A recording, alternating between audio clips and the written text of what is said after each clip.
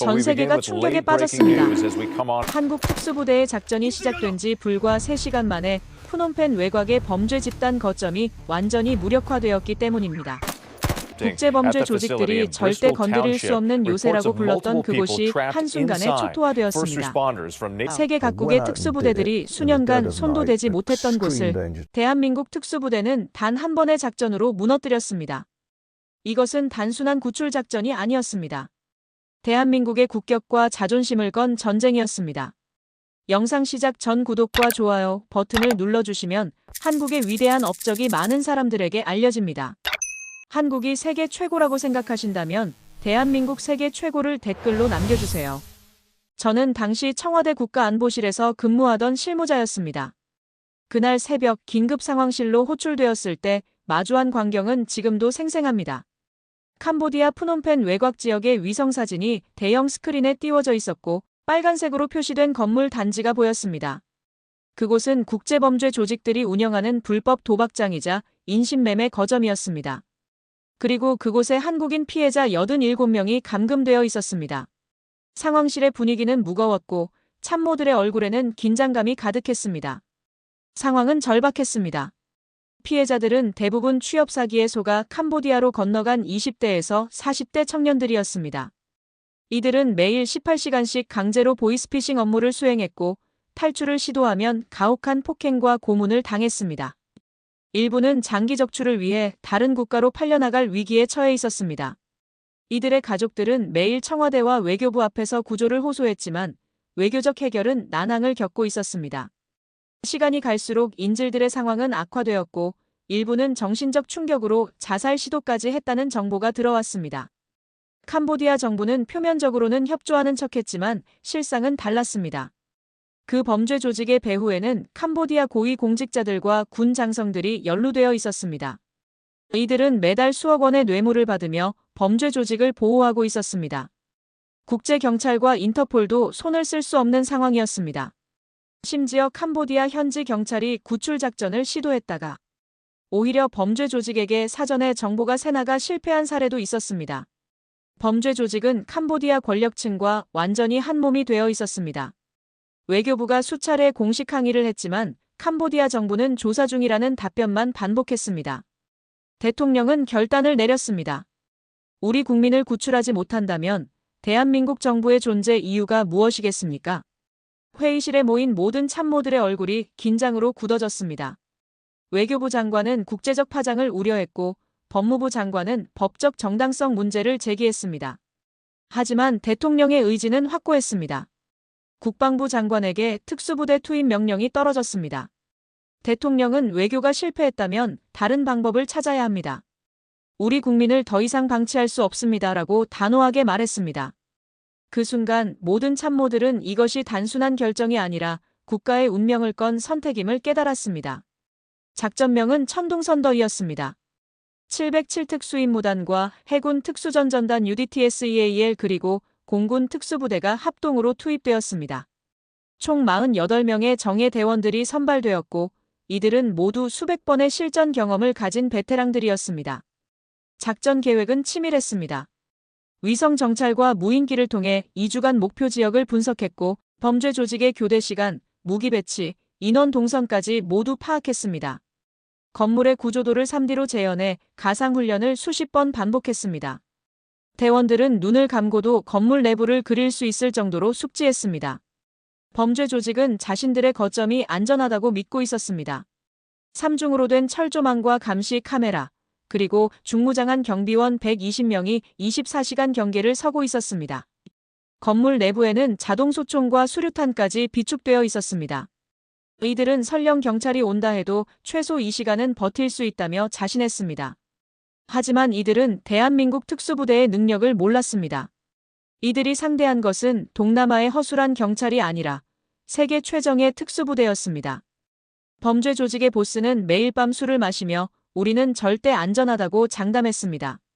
그것이 그의 마지막 착각이었습니다. 작전 개시 시간은 새벽 3시 27분이었습니다. 가장 어둡고 적들의 경계가 느슨해지는 시간이었습니다. 특수부대원들은 소리 없이 목표 지점에 접근했습니다. 첨단 야간 투시경과 열감지 장비로 무장한 이들은 마치 어둠 속의 유령처럼 움직였습니다. 첫 번째 임무는 외곽 경비 무력화였습니다. 소음기가 장착된 저격총으로 감시탑의 경비원들이 하나둘씩 무력화되었습니다. 범죄 조직원들은 자신들이 공격받고 있다는 것조차 인지하지 못했습니다. 저격수들의 정확도는 완벽했습니다. 8명의 외곽 경비가 단 2분 만에 모두 제압되었고 그들의 동료들은 아무것도 눈치채지 못했습니다. 한국 특수부대의 침투가 시작되었습니다. 3시 32분, 침투 5분 만에 외곽 방어선이 완전히 무너졌습니다. 특수부대원들은 4개 팀으로 나뉘어 동시다발적으로 건물에 진입했습니다. 알파팀은 정면을 통해, 브라보팀은 후면을, 찰리팀은 옥상을, 델타팀은 지하 통로를 통해 침투했습니다. 이들의 움직임은 완벽하게 동기화되어 있었습니다. 수천 번의 훈련으로 다져진 팀워크였습니다. 각 팀의 리더들은 무전으로 실시간 상황을 공유했고 모든 대원은 자신의 역할을 정확히 수행했습니다. 이것은 단순한 군사작전이 아니라 정밀하게 짜인 예술작품 같았습니다. 건물 1층 로비에서 첫 번째 교전이 발생했습니다. 범죄 조직원 8명이 자동소총을 난사하며 저항했습니다. 하지만 특수부대원들의 정밀 사격 앞에서 이들은 15초도 버티지 못했습니다. 한 발의 총성도 빗나가지 않았습니다. 모두 급소를 정확히 명중시키는 저격이었습니다. 이는 단순한 사격 실력이 아니었습니다. 수많은 실전 경험에서 나오는 전투 본능이었습니다. 알파팀 리더는 즉시 상황을 보고했습니다. 1층 로비 확보 완료. 적 8명 무력화. 아군 피해 없음. 작전은 계획대로 진행되고 있었습니다. 2층과 3층에서는 인질들이 감금되어 있었습니다. 특수부대원들은 각 방을 하나씩 제압하며 인질들을 확보했습니다. 대한민국 특수부대입니다. 안전합니다. 침착하세요. 대원들의 침착한 목소리에 인질들은 눈물을 흘렸습니다. 어떤 이들은 너무 오래 감금되어 있어서 이것이 현실인지 꿈인지 구분하지 못했습니다. 한 20대 여성은 정말 한국에서 오셨나요? 라며 울먹였습니다. 또 다른 인질은 대원의 손을 붙잡고 감사합니다. 감사합니다를 반복했습니다. 3개월간의 지옥 같은 생활이 끝나는 순간이었습니다. 브라보팀은 신속하게 인질들을 안전지대로 이동시켰습니다. 하지만 작전은 순조롭지만은 않았습니다. 4층에는 범죄 조직의 핵심 간부들이 중무장하고 대기하고 있었습니다. 이들은 한국 특수부대의 침투를 눈치채고 최후의 저항을 준비하고 있었습니다. 수류탄과 자동화기로 무장한 이들은 계단과 복도에 바리케이드를 설치했습니다. 한국 놈들이 오면 모두 죽여버려. 인질들도 함께. 라는 외침이 무전기를 통해 들렸습니다. 이들은 10년 넘게 범죄 조직을 운영해온 베테랑들이었습니다. 필리핀과 태국에서도 경찰과 교전한 경험이 있는 자들이었습니다. 이들은 쉽게 무너지지 않을 것이었습니다. 알파팀 리더는 즉시 상황을 판단했습니다. 정면 돌파는 인질들에게 위험했습니다. 그는 새로운 전술을 선택했습니다. 찰리팀이 옥상에서 로프로 하강하며 4층 창문을 통해 진입하는 동안 알파팀과 브라보팀이 계단에서 주의를 분산시키는 것이었습니다. 이 작전은 완벽한 타이밍을 요구했습니다. 0.1초의 오차도 허용되지 않았습니다. 팀 리더들은 무전으로 카운트다운을 시작했습니다. 3, 2, 1 실행. 모든 팀이 동시에 움직였습니다. 이것이 바로 한국 특수부대의 진가였습니다. 3시 41분 섬광탄이 터졌습니다. 엄청난 빛과 소음에 범죄 조직원들이 일시적으로 시력과 청력을 잃었습니다. 바로 그 순간 찰리팀이 창문을 깨고 진입했습니다. 범죄 조직원들은 뒤에서 공격받는 것조차 인지하지 못했습니다. 특수부대원들의 정밀 사격이 이어졌고 8명의 조직원이 모두 무력화되었습니다. 단 한 명의 인질도 다치지 않았습니다. 찰리팀 리더는 즉시 보고했습니다. 4층 확보 완료. 인질 17명 구출. 적 전원 무력화. 작전의 가장 어려운 고비를 넘긴 순간이었습니다. 5층에는 범죄 조직의 보스가 있었습니다. 중국계 조직폭력배 출신인 그는 수십 년간 동남아시아에서 인신매매와 장기밀매를 주도해온 인물이었습니다. 그의 손에는 수천 명의 피해자들의 피가 묻어 있었습니다. 그는 자신의 집무실에서 금고를 열며 도주 준비를 하고 있었습니다. 빌어먹을 한국 놈들. 어떻게 여기까지? 그는 20년간 쌓아온 범죄 제국이 한순간에 무너지는 것을 믿을 수 없었습니다. 금고에는 현금 수십억 원과 여러 나라의 위조 여권들이 들어있었습니다. 그는 캄보디아를 탈출해 미얀마로 도주할 계획이었습니다. 델타팀이 그의 집무실 문을 폭파했습니다. 굉음과 함께 문짝이 날아갔고 특수부대원들이 진입했습니다. 보스는 권총을 꺼내들었지만 이미 늦었습니다.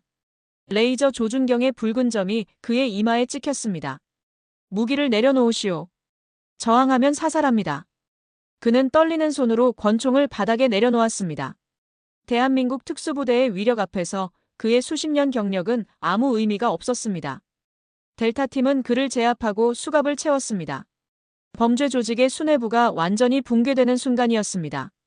지하실에는 고문실과 감금실이 있었습니다. 브라보팀이 진입했을 때 목격한 광경은 참혹했습니다. 좁은 감방에 여러 명이 갇혀 있었고 일부는 탈출 시도 후 폭행당한 상태였습니다. 한 30대 남성은 다리가 부러진 채 방치되어 있었습니다. 제발, 저 좀 살려주세요. 여기서 나가고 싶어요. 특수부대원들은 신속하게 이들을 구출하며 응급처치를 실시했습니다. 군 의무병이 즉시 투입되어 부상자들을 치료하기 시작했습니다. 한 대원은 감방의 참혹한 상태를 보며 분노를 사겼습니다. 이것이 바로 그들이 싸우는 이유였습니다. 3시 58분, 작전 개시 31분 만에 건물 전체가 완전히 장악되었습니다. 87명의 한국인 인질 전원이 무사히 구출되었고 범죄 조직원 120명 중 83명이 무력화되었으며 37명이 생포되었습니다. 특수부대원 48명 중 단 한 명도 부상을 입지 않았습니다. 이는 기적과도 같은 결과였습니다. 세계 어느 특수부대도 이런 완벽한 작전을 수행한 적이 없었습니다. 작전 지휘관은 청와대에 보고했습니다. 작전 성공. 인질 전원 구출. 아군 피해 없음. 상황실에서는 환호성이 터져나왔습니다. 대한민국이 해냈습니다. 하지만 작전은 여기서 끝나지 않았습니다. 진짜 싸움은 이제부터였습니다. 캄보디아 정부와 배후 세력들의 반격이 시작되었기 때문입니다. 작전이 종료되고 불과 20분 후 캄보디아군 병력 300명이 현장을 포위했습니다. 이들은 중장비와 장갑차까지 동원했습니다. 캄보디아 국방부 장관의 직접 명령이었습니다. 그들의 목적은 명확했습니다. 한국 특수부대를 무력화하고 구출된 인질들을 다시 확보하는 것이었습니다. 장갑차의 포탑이 건물을 향했고 병사들은 전투 태세를 갖추었습니다. 긴장감이 고조되었습니다. 현장 지휘관인 김대령은 즉시 상황을 청와대에 보고했습니다. 적군 병력 300, 장갑차 5대가 우리를 포위했습니다. 교전 불가피해 보입니다. 상황실은 긴장감으로 가득 찼습니다. 만약 여기서 한국군과 캄보디아군이 교전한다면 이는 외교적 대참사로 이어질 수 있었습니다. 하지만 물러설 수도 없었습니다. 우리 국민들을 다시 범죄 조직에게 넘길 수는 없었습니다. 대통령은 즉시 NSC 긴급회의를 소집했습니다. 국방부 장관은 필요하다면 교전도 불사해야 합니다라고 강경하게 주장했습니다. 외교부 장관은 외교적 해결을 시도해야 합니다라고 반대했습니다. 대통령은 직접 캄보디아 총리에게 전화를 걸었습니다. 통역을 거치지 않고 영어로 직접 대화했습니다. 각하, 지금 당신 군대가 우리 국민을 구출한 우리 부대를 포위하고 있습니다. 이것이 우방국이 할 행동입니까? 캄보디아 총리는 당황한 목소리로 답했습니다. 대통령 각하, 이것은 오해입니다. 우리는 단지 치안 유지를. 오해가 아닙니다. 대통령의 목소리에 강한 분노가 담겼습니다.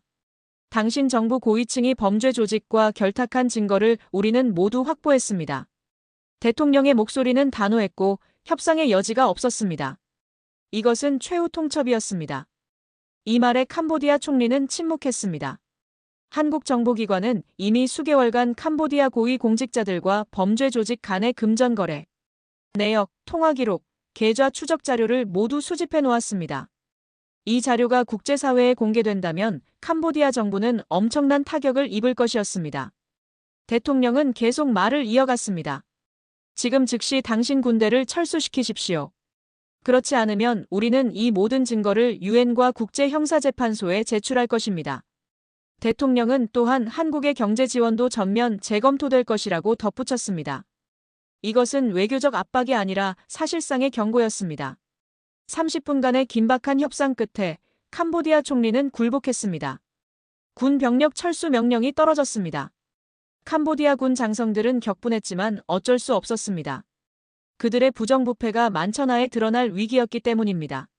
장갑차들이 하나둘씩 후퇴하기 시작했고 포위망이 풀렸습니다. 김대령은 안도의 한숨을 내쉬었습니다. 본부 상황 종료. 귀환 준비 완료. 특수부대원들은 경계태세를 유지하면서도 안도감을 느꼈습니다. 가장 위험한 순간을 넘긴 것입니다. 하지만 아직 안전지대에 도착한 것은 아니었습니다. 새벽 5시 한국 공군 수송기 2대가 푸놈펜 공항에 착륙했습니다. 특수부대원들과 구출된 인질들이 탑승하기 시작했습니다. 공항에는 캄보디아 경찰들이 배치되어 있었지만 이들은 그저 지켜볼 뿐 아무런 행동도 취하지 않았습니다. 한국의 외교적 압박과 군사적 능력 앞에서 그들은 무력했습니다. 인질들은 수송기에 오르며 눈물을 흘렸습니다. 살았어요. 정말 살았어요. 어떤 이는 대원들의 손을 잡고 감사 인사를 했습니다. 한 40대 남성은 수송기 탑승구에서 무릎을 꿇고 울었습니다. 대한민국 만세. 정말 감사합니다. 승무원들도 눈시울을 붉혔습니다. 오전 9시 수송기가 인천공항에 착륙했습니다. 활주로에는 가족들이 기다리고 있었습니다. 부모님들은 자녀를 끌어안고 울었고 배우자들은 서로를 부둥켜 안았습니다. 한 어머니는 아들을 보자마자 주저앉았습니다. 아가, 엄마가 너무 미안해. 너무 무서웠지. 아들은 어머니를 부축하며 말했습니다. 엄마, 괜찮아요. 대한민국이 저를 구해줬어요. 공항 곳곳에서 이런 감동적인 재회 장면이 펼쳐졌습니다. 3개월간 생사를 알 수 없었던 가족들이 다시 만나는 순간이었습니다. 취재진들도 이 장면을 보며 눈물을 흘렸습니다. 특수부대원들은 조용히 별도 통로로 빠져나갔습니다. 이들은 언론의 주목을 받는 것을 원하지 않았습니다. 그저 자신들의 임무를 완수했을 뿐이라고 생각했습니다. 하지만 한 대원은 동료에게 이렇게 말했습니다. 우리가 해낸 거야. 우리 국민들을 집으로 데려온 거야. 그 말에 모든 대원들이 고개를 끄덕였습니다. 피로에 지친 얼굴이었지만 그들의 눈빛은 자부심으로 빛났습니다. 이들은 48시간 동안 한숨도 자지 못했지만 그 어떤 피로도 이 순간의 보람을 가릴 수 없었습니다. 이것이 바로 특수부대원의 자긍심이었습니다. 청와대에서는 작전 성공 보고회가 열렸습니다. 대통령은 작전에 참여한 모든 인원들에게 감사를 표했습니다. 여러분의 헌신과 용기가 87명의 생명을 구했습니다. 이것이 바로 대한민국의 힘입니다. 국방부 장관은 작전의 세부 내역을 브리핑했습니다. 완벽한 작전 수행, 제로 사상자, 전원 구출. 이 3가지 성과는 군사작전 역사에서도 보기 드문 사례였습니다. 대통령은 특수부대원들에게 최고의 훈장을 수여하기로 결정했습니다. 비록 그들의 이름은 공개되지 않지만 국가는 그들의 공을 잊지 않을 것입니다. 하지만 정부는 이 작전을 대대적으로 홍보하지 않았습니다. 구출된 인질들의 신원 보호와 향후 유사 사건 발생 시 작전 수행의 유연성을 위해서였습니다. 다만 해외 동포 보호에 대한 정부의 확고한 의지는 분명히 했습니다. 외교부는 성명을 발표했습니다. 대한민국 정부는 해외에 있는 우리 국민의 안전과 생명을 지키기 위해 모든 수단을 동원할 것입니다. 이 성명은 단순한 선언이 아니라 실제 행동으로 증명된 약속이었습니다. 전 세계 한국인들은 이제 자신들이 강력한 조국의 보호를 받고 있음을 확신할 수 있었습니다. 이 작전의 성공은 우연이 아니었습니다. 그 배경에는 수십 년간 축적된 대한민국 특수부대의 노하우와 훈련이 있었습니다. 707 특수임무단은 대테러 작전에서 세계 최고 수준의 능력을 인정받고 있습니다. 이들은 매년 미국 델타포스, 영국 SAS, 이스라엘 사헬엔 마트칼 등 세계 정예 특수부대들과 합동훈련을 실시합니다.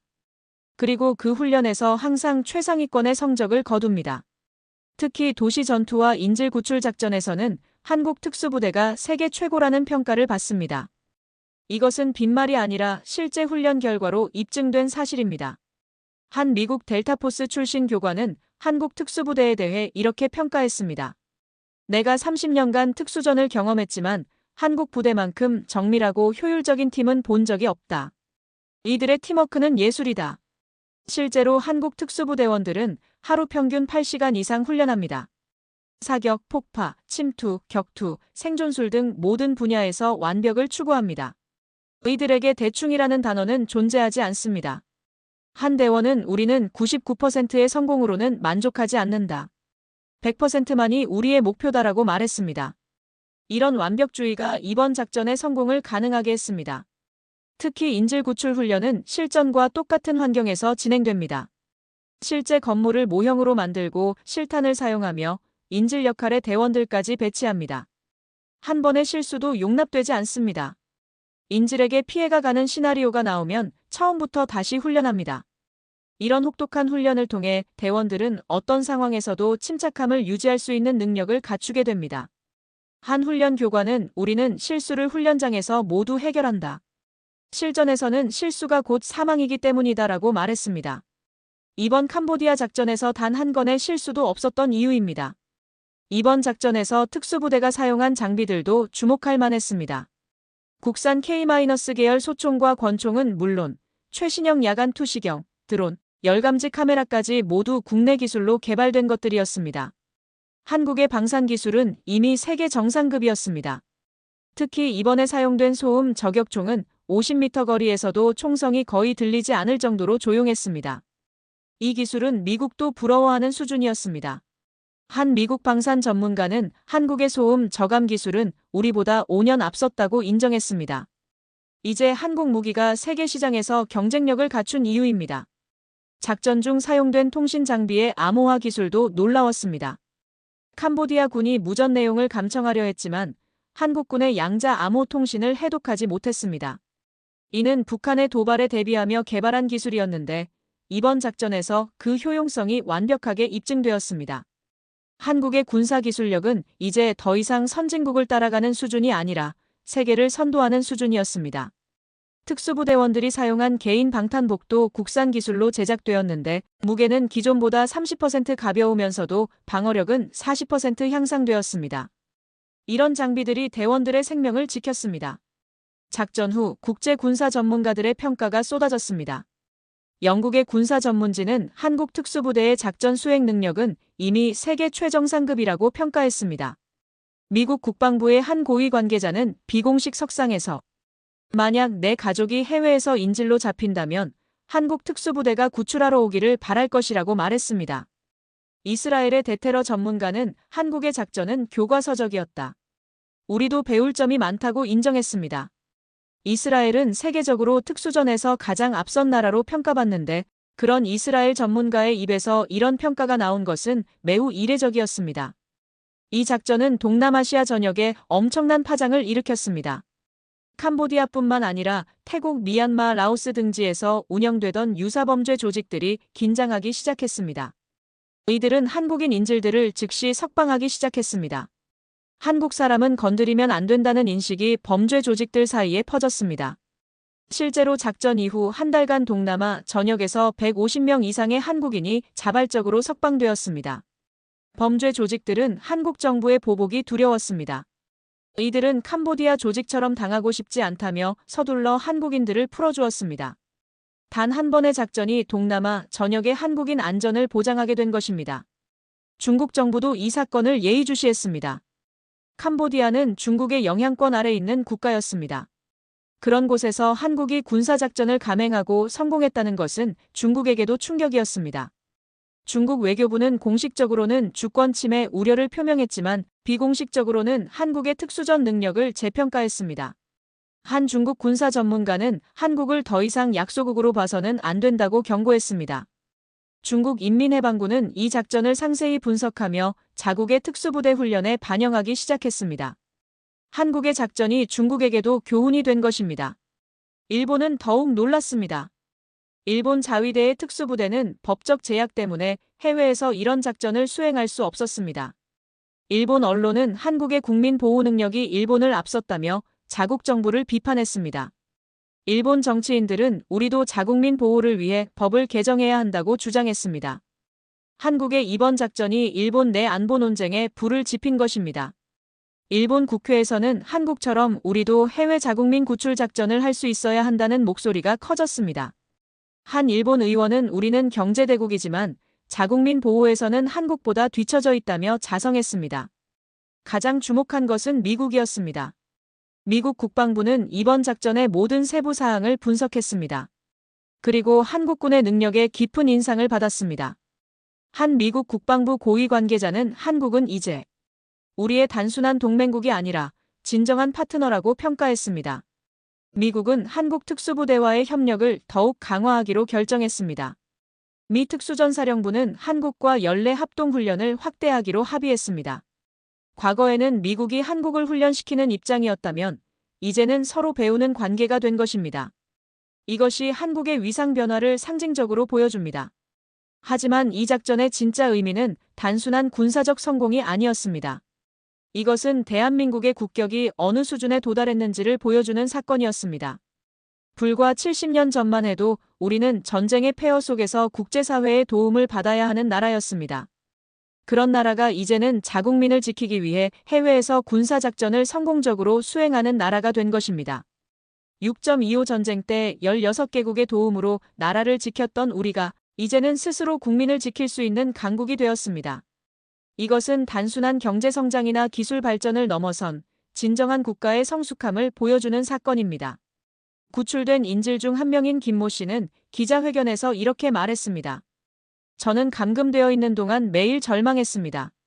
아무도 저를 구하러 오지 않을 것 같았습니다. 하지만 대한민국은 저를 포기하지 않았습니다. 제가 한국인이라는 것이 이렇게 자랑스러운 적은 처음입니다.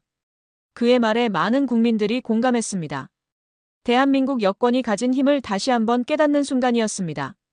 한 인질의 아버지는 내 아들이 한국인이어서 살아서 돌아올 수 있었다. 다른 나라 국민들은 아직도 그곳에 갇혀 있다며 눈물을 흘렸습니다. 국적이 생명을 결정한 순간이었습니다. 이 사건은 재외 동포 사회에도 큰 영향을 끼쳤습니다. 전 세계 750만 재외 동포들은 모국의 작전 성공 소식을 듣고 큰 자부심을 느꼈습니다. 미국 LA의 한인 회장은 이제 우리는 어디서든 당당할 수 있다. 우리에게는 강한 모국이 있다고 말했습니다. 베트남 호치민시의 교민회에서는 특수부대원들에게 감사 편지를 보냈습니다. 당신들이 우리 모두의 영웅입니다. 일본 도쿄의 제일 한국인 2세는 처음으로 한국인이라는 정체성이 자랑스럽다고 말했습니다. 해외에서 살며 때때로 차별과 편견을 경험했던 동포들에게 이 작전은 자긍심을 회복시켜 주었습니다. 외교가에서도 한국을 보는 시각이 달라졌습니다. 한국 외교관들이 국제회의에 참석하면 다른 나라 외교관들의 태도가 예전과 달랐습니다. 더 존중하고 더 귀를 기울였습니다. 한 베테랑 외교관은 30년 외교관 생활을 하면서 이런 변화는 처음이라고 말했습니다. 군사력이 뒷받침되는 외교가 얼마나 강력한지 보여주는 사례였습니다. 과거에는 한국 외교관이 발언해도 주목받지 못했지만 이제는 한국의 입장이 국제사회에서 중요하게 다뤄지기 시작했습니다. 한 유럽 외교관은 한국은 이제 지역 강국을 넘어 글로벌 플레이어라고 평가했습니다. 작전에 참여했던 김대령은 몇 달 후 한 강연에서 이렇게 회고했습니다. 저희가 작전을 수행하면서 가장 크게 느낀 것은 책임감이었습니다. 우리가 실패하면 87명의 생명이 위험해지고 대한민국의 위상도 실추됩니다. 그 무게감이 얼마나 컸는지 모릅니다. 하지만 동시에 우리는 확신이 있었습니다. 우리에게는 능력이 있고 장비가 있고 무엇보다 국민을 지키겠다는 확고한 의지가 있었습니다. 그의 말에 청중들은 기립박수를 보냈습니다. 한 참석자는 이런 군인들이 있어서 우리가 안심하고 잘 수 있다며 감동했습니다. 작전 이후 특수부대 지원자가 급증했습니다. 젊은이들이 나도 국민을 지키는 특수부대원이 되고 싶다며 지원했습니다. 경쟁률은 100대 1을 넘어섰습니다. 이들은 단순히 멋있어서가 아니라 진정으로 국가에 헌신하고 싶어서 지원했습니다. 한국의 젊은 세대가 애국심을 잃었다는 말은 편견에 불과했습니다. 이들은 국가가 제대로 된 가치를 보여주면 기꺼이 헌신할 준비가 되어 있었습니다. 한 20대 지원자는 이번 작전을 보고 특수부대가 진짜 영웅이라는 걸 알았다. 나도 그런 사람이 되고 싶다며 지원 동기를 밝혔습니다. 국방부는 이번 작전의 교훈을 바탕으로 해외 국민 보호 매뉴얼을 전면 개정했습니다. 신속 대응팀을 상시 운영하고 해외 위험 지역에 대한 정보 수집을 강화했습니다. 또한 동남아시아 각국 정부와 공조 체계를 구축했습니다. 다시는 우리 국민이 해외에서 방치되는 일이 없도록 하겠다는 정부의 의지였습니다. 외교부는 해외 주요 도시에 긴급 구조팀을 배치하기로 했습니다. 국방부와 외교부가 처음으로 해외 국민 보호를 위한 통합 시스템을 만든 것입니다.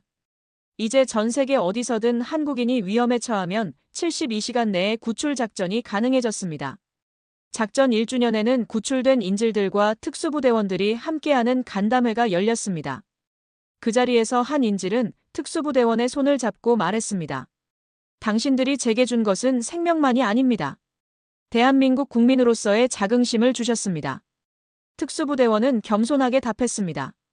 저희는 그저 임무를 수행했을 뿐입니다. 하지만 여러분이 무사히 가족품으로 돌아간 것이 저희에게는 최고의 보상입니다. 그 순간 간담회장은 감동으로 가득 찼습니다. 인질들과 구출자들이 서로 껴안으며 눈물을 흘렸습니다. 이것이 바로 대한민국의 힘이었습니다. 이 작전은 한국 현대사에서 중요한 이정표가 되었습니다. 우리가 더 이상 보호받아야 할 약소국이 아니라 스스로를 지킬 수 있는 강국임을 보여준 사건이었습니다. 이제 전 세계 어디에서든 한국인이라는 이유만으로 함부로 대할 수 없다는 인식이 자리 잡았습니다. 대한민국 여권의 가치는 단순히 비자 면제 국가 수로만 측정되는 것이 아니었습니다. 그것은 위기 상황에서 국가가 국민을 지켜준다는 확신으로 측정되는 것입니다.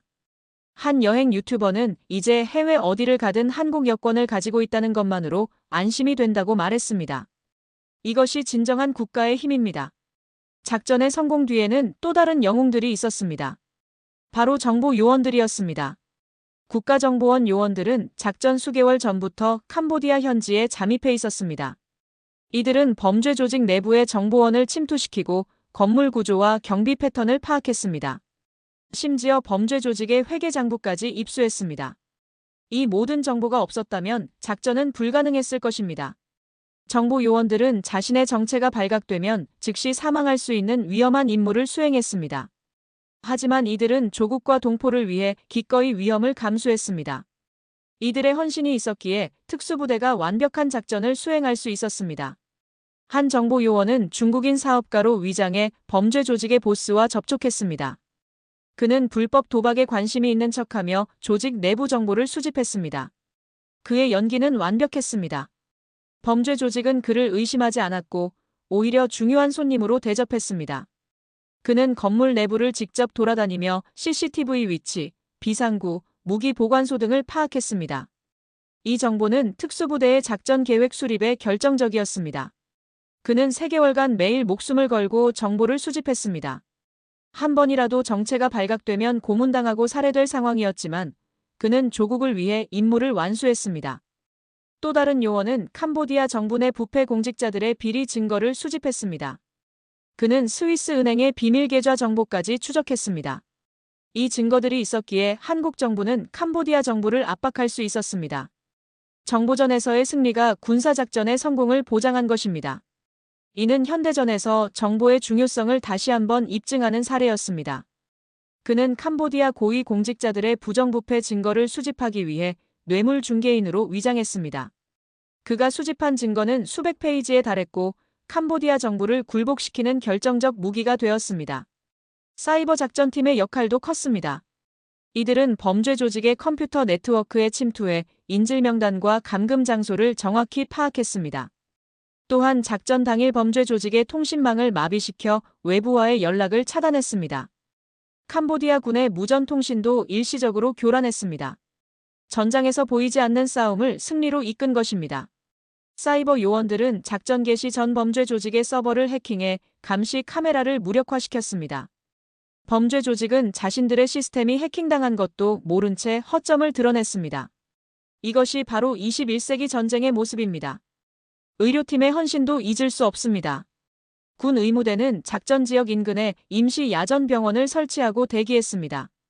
구출된 인질 중 일부는 심각한 부상과 영양실조 상태였습니다. 의료진은 즉시 응급치료를 실시했고 수송기 내에서도 계속 치료를 이어갔습니다. 한 의무병은 12시간 내내 중증 환자 옆을 지키며 생명을 구했습니다. 이분들을 살리는 것이 저의 임무입니다. 라는 그의 말에 모두가 숙연해졌습니다. 그는 골절상을 입은 인질의 응급수술을 현장에서 직접 수행했습니다. 열악한 환경에서도 그의 의술은 완벽했고 환자는 목숨을 건질 수 있었습니다. 심리 상담팀도 중요한 역할을 했습니다. 오랜 감금 생활로 정신적 트라우마를 입은 인질들에게 전문적인 상담이 필요했습니다. 심리 전문가들은 귀국 직후부터 집중 상담을 시작했습니다. 일부 인질은 악몽에 시달렸고 어떤 이는 대인 공포증을 겪었습니다. 상담팀은 6개월간 무료 치료를 제공하며 이들이 일상으로 복귀할 수 있도록 도왔습니다. 한 심리 상담사는 육체적 구출만으로는 충분하지 않다. 마음의 상처도 치료해야 진정한 구출이 완료된다고 말했습니다. 상담팀은 인질들이 사회로 복귀할 때까지 헌신적으로 지원했습니다. 외교부의 역할도 빼놓을 수 없습니다. 작전 전후로 수많은 외교적 협상이 있었습니다. 주변국들의 작전에 대한 이해를 구하고 국제법적 정당성을 확보하는 일은 쉽지 않았습니다. 외교관들은 밤낮 없이 각국 정부와 접촉하며 한국의 입장을 설명했습니다. 그들의 노력이 없었다면 작전 후 외교적 파장은 훨씬 컸을 것입니다. 한 외교관은 작전 전날 캄보디아 주변국 5개국 외교부를 모두 방문해 사전 설명을 했습니다. 우리는 범죄자들을 처벌하러 가는 것이 아니라 우리 국민을 구출하러 간다는 메시지를 전달했습니다. 이런 사전 작업이 국제적 비난을 최소화했습니다. 청와대 위기관리팀은 72시간 동안 한숨도 자지 못했습니다. 실시간으로 현장 상황을 모니터링하며 돌발 변수에 대응했습니다. 작전 중 캄보디아 군이 개입할 조짐을 보이자 즉각 대응 시나리오를 가동했습니다. 이들의 신속한 판단과 조치가 작전의 성공을 보장했습니다. 위기관리는 순간의 판단이 결과를 좌우한다는 것을 보여주었습니다. 한 참모는 우리는 모든 가능한 시나리오를 준비했다. 최악의 상황에서도 국민을 지킬 준비가 되어 있었다고 말했습니다. 이런 철저한 준비가 완벽한 작전을 가능하게 했습니다. 공군 수송기 조종사들의 기량도 놀라웠습니다. 푸놈펜 공항은 정치적으로 민감한 상황이었습니다. 조종사들은 완벽한 비행으로 정확한 시간에 착륙하고 이륙했습니다. 만약 지연되었다면 캄보디아 정부가 마음을 바꿀 수도 있었습니다. 이들의 프로페셔널함이 인질들의 안전한 귀환을 가능하게 했습니다. 한 조종사는 우리 비행기에 87명의 생명이 실려 있다는 것을 한시도 잊지 않았다며 당시의 긴장감을 회상했습니다. 그들은 어떤 변수에도 대응할 수 있도록 모든 비상 절차를 숙지하고 있었습니다. 국내에서도 많은 이들이 힘을 보탰습니다. 인질 가족들을 지원하는 민간단체가 조직되었고 변호사들이 무료로 법률 자문을 제공했습니다. 기업들은 인질들의 직장 복귀를 보장했고 일부는 재정 지원까지 했습니다. 인질 중 한 명이 다니던 회사 사장은 우리 직원을 끝까지 기다리겠다며 3개월치 급여를 미리 가족에게 지급했습니다. 이런 따뜻한 손길들이 모여 피해자들의 회복을 도왔습니다. 한 인질의 가족은 회사와 국민들의 지원이 있었기에 버틸 수 있었다며 감사를 표했습니다. 이것이 진정한 공동체의 힘입니다. 이 작전은 한국의 방산 수출에도 긍정적인 영향을 미쳤습니다. 작전에서 사용된 한국산 무기와 장비의 우수성이 입증되자 여러 나라에서 구매 문의가 쇄도했습니다. 특히 동남아시아 국가들이 한국제 특수전 장비에 관심을 보였습니다. K-계열 소총, 방탄복, 야간 투시경, 통신 장비 등이 주요 수출 품목으로 떠올랐습니다. 한국 방산의 기술력이 실전에서 증명된 것입니다. 작전 후 3개월 만에 한국 방산 업체들은 총 15억 달러 규모의 수출 계약을 체결했습니다. 한 방산 업체 CEO는 실전에서 검증된 장비라는 것이 최고의 광고였다고 말했습니다. 폴란드는 한국 특수부대의 훈련 프로그램 도입을 요청했습니다. 폴란드 국방부는 한국의 특수전 노하우를 배우고 싶다며 공식 제안을 보냈습니다. 한국 국방부는 이를 수용해 교관단을 파견했습니다. 이는 한국 군사교육이 수출되는 첫 사례였습니다. 과거 외국에서 배우기만 하던 한국이 이제는 가르치는 위치에 선 것입니다. 폴란드 특수부대원들은 한국 교관들의 훈련을 받으며 한국의 훈련 강도가 훨씬 높지만 그만큼 효과적이다고 평가했습니다. 6개월간의 훈련 후 폴란드 특수부대의 작전 능력이 크게 향상되었습니다. UAE는 한국과 특수부대 합동훈련을 제안했습니다. 중동 지역에서 발생할 수 있는 인질 사태에 대비하기 위해서였습니다. UAE 국방장관은 방한에서 직접 707특 수임무단 훈련장을 시찰했습니다. 그는 세계 최고 수준이라며 감탄했고 즉시 협력 협정을 체결했습니다. 한국 특수부대가 중동 지역의 안보 파트너가 된 것입니다. UAE는 한국의 특수부대 훈련센터 건설을 제안했고 양국은 공동으로 중동 최대 규모의 특수전 훈련 시설을 건설하기로 합의했습니다. 이 시설은 한국의 기술과 UAE의 자본이 결합된 결과물입니다. 싱가포르는 한국의 사이버전 능력에 주목했습니다. 싱가포르 정보기관은 한국의 사이버 작전 능력을 높이 평가하며 기술 협력을 요청했습니다. 한국사이버사령부와 싱가포르 사이버보안청 간 협력 채널이 구축되었습니다.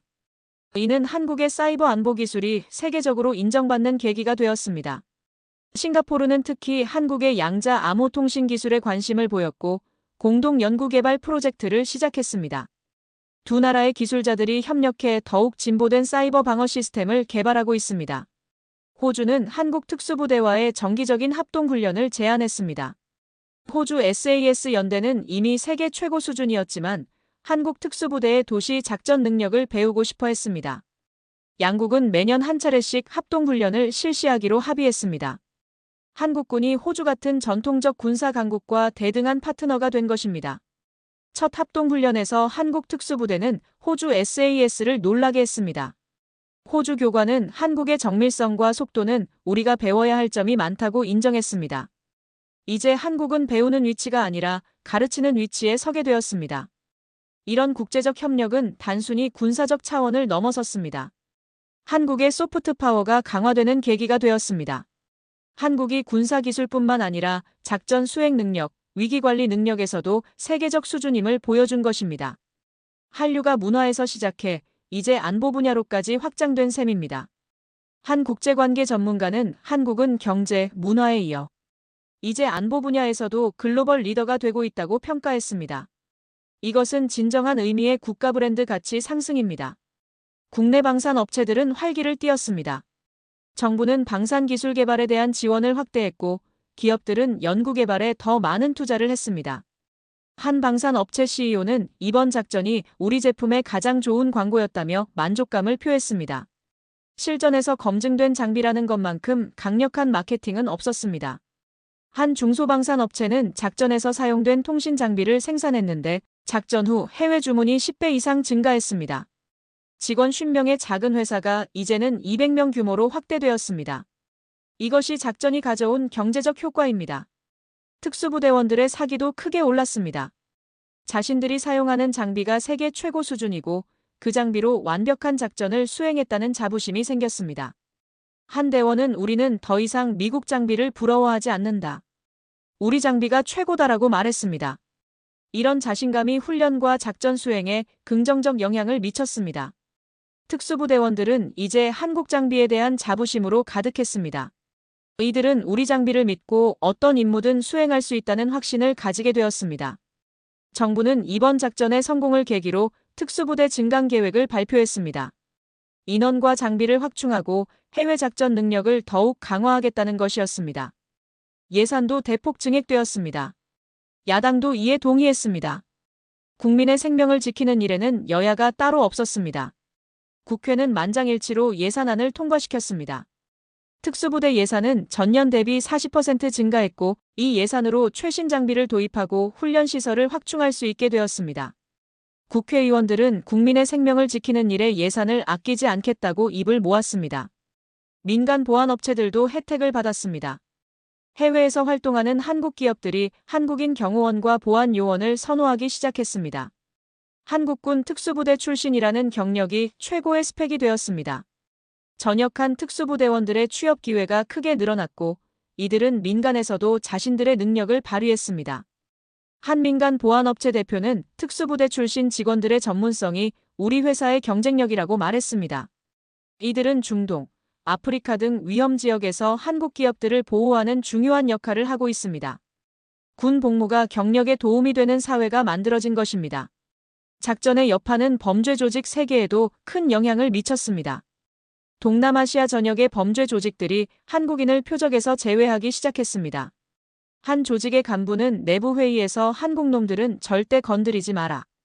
저들의 정부와 군대는 진짜로 보복한다고 지시했습니다. 이 지시는 범죄 조직들 사이에 빠르게 퍼졌습니다. 한국인을 납치하면 자신들의 조직 전체가 위험해진다는 인식이 생긴 것입니다. 범죄 조직들은 한국의 작전 능력을 두려워했습니다. 한국 정부는 자국민을 위해서라면 무엇이든 한다는 인식이 범죄자들 사이에 확산되었습니다. 이것이 바로 강력한 억지력의 효과입니다. 실제로 태국 파타야의 한 범죄 조직은 이미 감금하고 있던 한국인 12명을 즉시 석방했습니다. 그들은 한국 대사관에 연락해 한국인들을 데려가라고 했습니다. 심지어 공항까지 차량을 제공했습니다. 이들은 캄보디아 사건이 자신들에게도 일어날 것을 두려워했습니다. 범죄 조직들에게 한국은 이제 절대 건드리면 안 되는 나라가 되었습니다. 조직의 보스는 부하들에게 한국인은 무조건 피해라. 돈을 잃더라도 목숨은 지켜야 한다고 엄명을 내렸습니다. 범죄자들조차 한국의 보복을 두려워하는 상황이 된 것입니다. 미얀마에서도 비슷한 일이 벌어졌습니다. 보이스피싱 조직에 감금되어 있던 한국인 23명이 하루아침에 풀려났습니다. 조직의 보스는 이들에게 여권과 여비까지 주며 빨리 한국으로 돌아가라고 했습니다. 그는 한국 특수부대가 자신의 거점을 급습할까봐 공포에 떨었습니다. 범죄자들에게 두려움을 준 것, 이것이 바로 억지력이었습니다. 보스는 부하들에게 우리 조직이 다음 표적이 될 수도 있다며 한국인 전원을 석방하라고 지시했습니다. 범죄자들은 한국의 정보 수집 능력도 두려워했습니다. 한국 정보기관은 우리의 모든 것을 알고 있을지도 모른다는 공포가 퍼졌습니다. 라오스의 불법 카지노 업주들도 한국인 직원들에게 임금을 주고 귀국시켰습니다. 이들은 더 이상 한국 사람과는 일하지 않겠다고 선언했습니다. 한국인을 고용하면 언젠가 한국 정부의 표적이 될 수 있다고 판단했기 때문입니다. 아이러니하게도 범죄 조직들이 한국인을 보호하는 역할을 하게 된 것입니다. 한 카지노 업주는 한국인을 고용하면 우리 사업이 망할 수도 있다며 한국인 직원 전원에게 3개월치 급여를 주고 귀국시켰습니다. 범죄자들조차 한국을 두려워하는 상황이 된 것입니다. 이런 변화는 동남아시아에 거주하는 한인들의 안전으로 이어졌습니다. 베트남 호치민에 사는 한 교민은 예전에는 한국인이라고 하면 쉬운 표적으로 여겼는데 이제는 오히려 조심스럽게 대한다고 말했습니다. 태국 방콕의 한인 회장은 밤거리를 걸어도 예전보다 훨씬 안전하다고 느낀다고 했습니다. 군사작전 하나가 수십만 해외 동포의 안전을 보장하게 된 것입니다. 필리핀 마닐라의 한 교민은 이제 한국인이라고 밝히면 오히려 존중받는다며 변화를 실감했습니다. 과거에는 한국인이라는 이유로 표적이 되었다면 이제는 한국인이기 때문에 보호받는 상황이 된 것입니다. 국제범죄 조직들은 한국 정부의 정보 수집 능력에도 놀랐습니다. 캄보디아 작전에서 한국이 보여준 정보력은 상상을 초월했습니다. 범죄 조직의 은행 계좌, 통신 기록, 심지어 내부 회의 내용까지 파악하고 있었습니다. 이는 범죄자들에게 한국 정보기관은 모든 것을 알고 있다는 공포를 심어주었습니다. 한 범죄 조직의 간부는 한국 정보기관의 능력은 CIA나 모사드 수준이다며 경계를 늦추지 말라고 부하들에게 지시했습니다.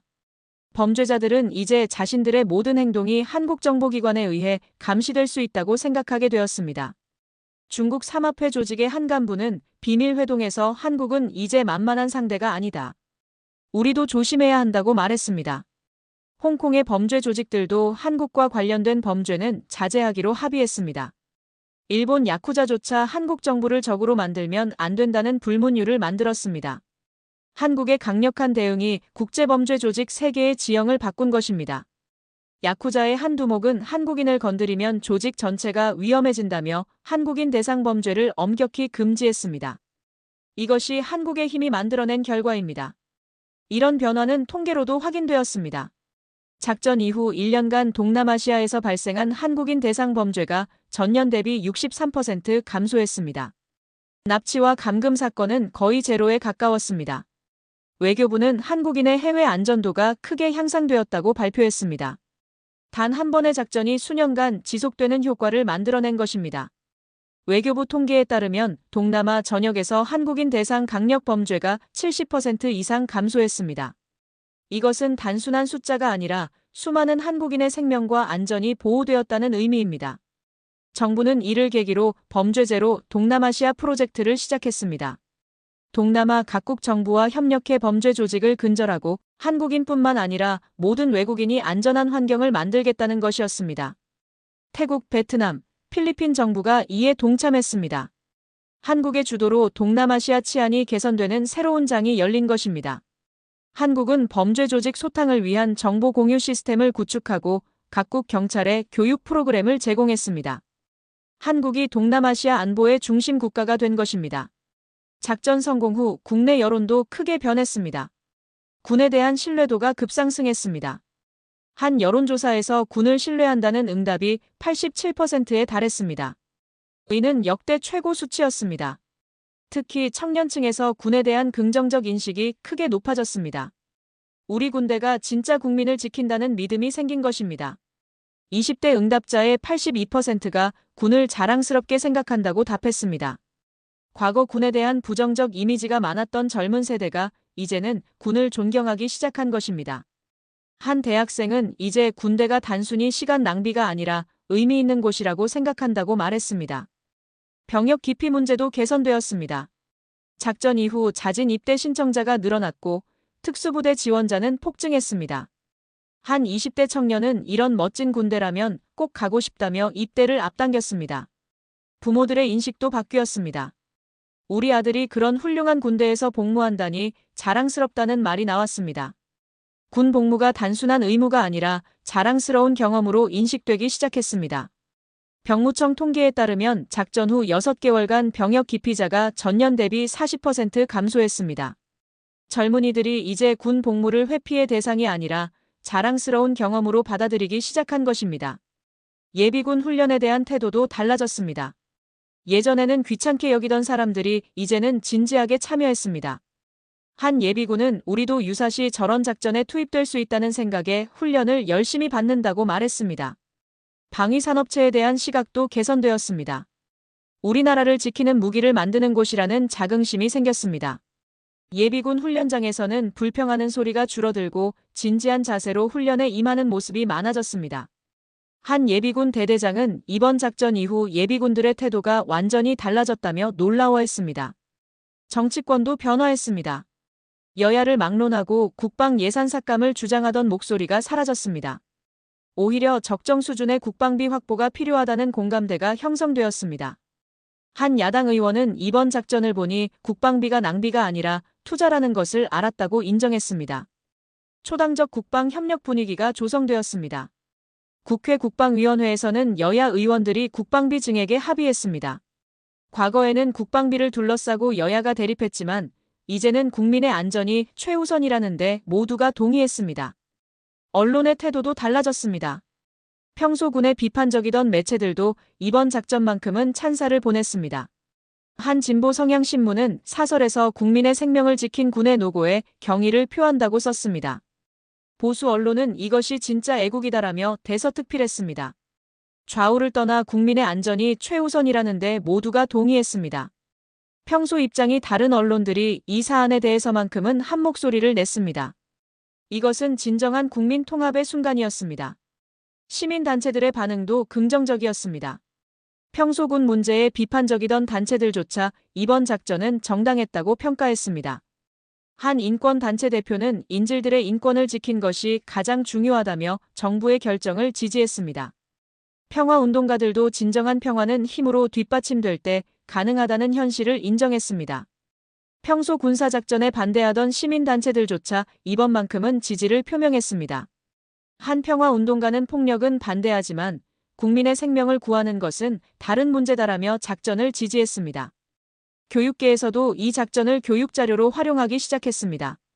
학교에서는 국가가 국민을 보호하는 의미를 가르치는데 이 사례를 사용했습니다.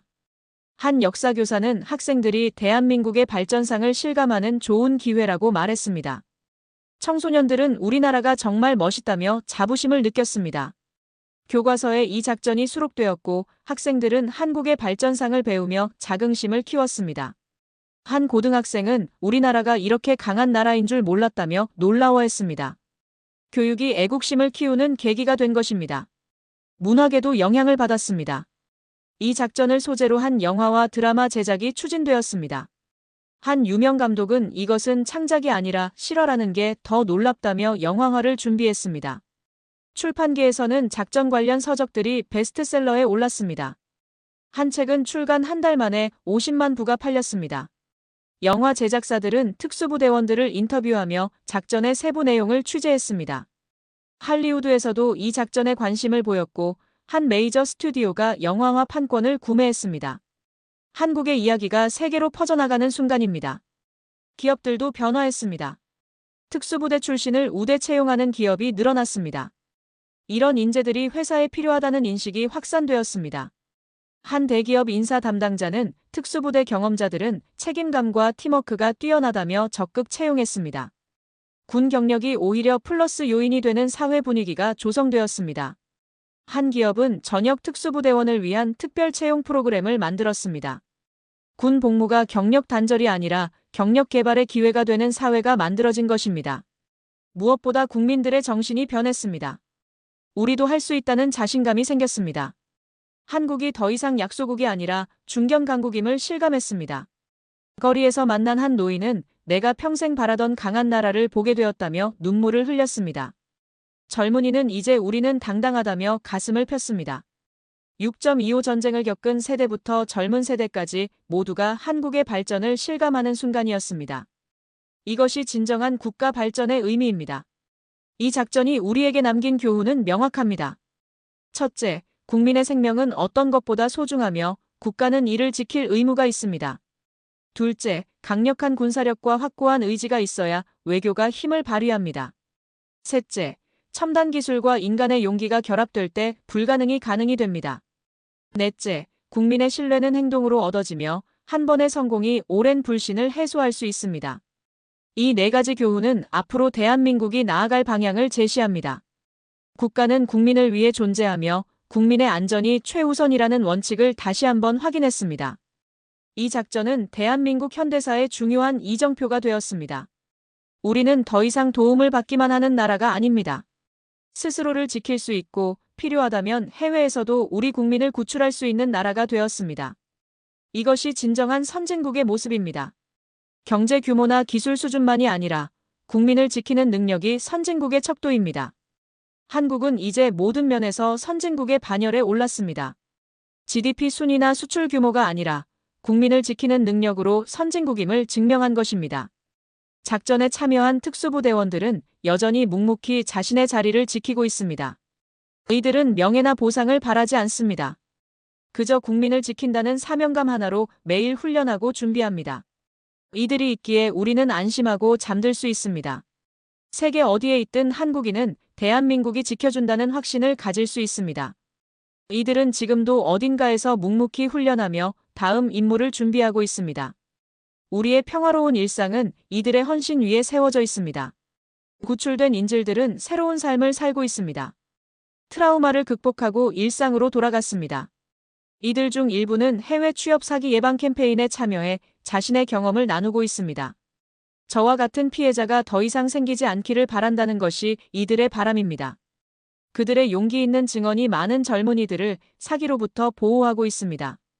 한 인질은 대학교를 순회하며 해외 취업 사기의 실태를 알리고 있습니다. 그의 강연을 들은 학생들은 절대 이런 사기에 넘어가지 않겠다고 다짐합니다. 피해자들이 다른 사람들을 보호하는 역할을 하고 있는 것입니다. 이 작전의 성공은 우연이 아니었습니다. 수십 년간 축적된 기술, 훈련, 경험, 그리고 무엇보다 국민을 지키겠다는 확고한 의지가 만들어낸 결과였습니다. 6.25 전쟁 때 유엔의 도움으로 나라를 지킨 우리가 이제는 스스로 국민을 지킬 수 있는 나라가 되었습니다. 이것은 기적이 아니라 대한민국 국민 모두의 노력이 만들어낸 성과입니다. 전쟁의 폐허에서 시작해 70년 만에 세계 10위권 경제대국이 되고 이제는 국민을 지킬 수 있는 강국이 되었습니다. 이것이 대한민국의 기적입니다. 앞으로도 한국은 계속 발전할 것입니다. 군사력뿐만 아니라 모든 분야에서 세계 최고를 향해 나아갈 것입니다. 이번 작전은 그 가능성을 보여준 하나의 사례일 뿐입니다. 우리에게는 더 큰 잠재력이 있고 그것을 실현할 능력이 있습니다. 대한민국의 미래는 밝습니다. 경제, 문화, 기술, 안보 모든 면에서 한국은 세계 최고를 향해 나아가고 있습니다. 이번 작전은 그 여정의 하나의 이정표일 뿐입니다. 앞으로 대한민국이 이룰 성과들을 기대해도 좋습니다. 세계는 이제 한국을 주목하고 있습니다. 단순히 경제대국이나 문화강국으로서가 아니라 책임 있는 중견 강국으로서 인정받고 있습니다. 우리의 행동 하나하나가 세계에 영향을 미칩니다. 이번 작전은 강한 나라는 책임을 다한다는 것을 보여주었습니다. 힘이 있으면서도 그것을 올바르게 사용하는 나라, 그것이 대한민국입니다. 국제사회는 이제 한국을 단순한 경제 파트너가 아니라 안보 협력 파트너로 인식하고 있습니다. 한국의 발언권과 영향력이 커지고 있습니다. 이 작전에 참여한 모든 분들, 직접적으로든 간접적으로든 기여한 모든 분들께 감사드립니다. 특수부대원, 정보요원, 외교관, 의료진, 조종사, 그리고 이들을 지원한 모든 공무원과 국민 여러분. 여러분의 헌신이 87명의 생명을 구했고 대한민국의 위상을 높였습니다. 여러분이 진정한 영웅입니다. 이름을 밝힐 수 없는 많은 영웅들이 있습니다. 그들의 헌신에 국민을 대표해 감사드립니다. 여러분이 있기에 대한민국은 강합니다. 역사는 이 순간을 기억할 것입니다. 대한민국이 자국민을 지키기 위해 주권국의 영토에서 군사작전을 성공적으로 수행한 날. 한국인이라는 이유만으로 전 세계 어디서든 보호받을 수 있다는 것을 증명한 날. 우리가 더 이상 약소국이 아니라 당당한 중견 강국임을 선언한 날. 이날을 우리는 영원히 기억할 것입니다. 우리 자녀들에게, 손주들에게 이 이야기를 전할 것입니다. 우리 대한민국이 이렇게 강한 나라였다고 자랑스럽게 말할 것입니다. 대한민국 만세! 87명의 생명을 구한 그날의 용기를, 국민을 지킨다는 확고한 의지를, 그리고 세계에 보여준 대한민국의 저력을 우리는 영원히 기억할 것입니다. 이것이 진정한 대한민국의 힘입니다. 앞으로도 대한민국은 국민을 지키고 세계 평화에 기여하며 모든 분야에서 최고를 향해 나아갈 것입니다. 이것이 우리의 약속이며 우리의 미래입니다. 대한민국이 위대하다고 생각하신다면 대한민국 만세를 댓글에 적어서 대한민국의 위상을 높여주세요.